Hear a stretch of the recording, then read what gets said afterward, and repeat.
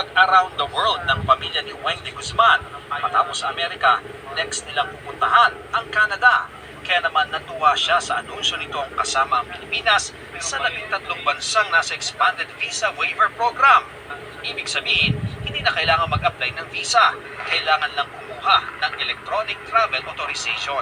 No more hassle na kami, yung convenience na hindi na kami mag-a-apply or kukuha pa ng ITR, bank statement na very much required ng embassy.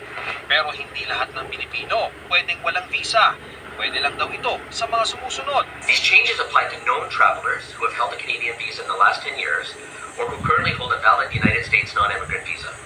Hindi rin kasama sa programa ang mga nais magtrabaho sa Canada dahil para lang ito sa may biyaheng business o leisure.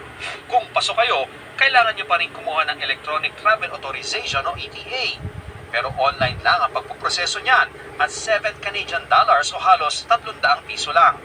Bukod sa pasaporte, kailangan nyong ihanda ang inyong credit card, email address at internet access. Sa halos 900,000 na bilang ng mga Pilipino, pang-apat ang Canada sa mga bansang may pinakamaraming Pinoy abroad. Kaya naman hindi na nakapagtataka, maraming Pilipino ang nais bumisita doon.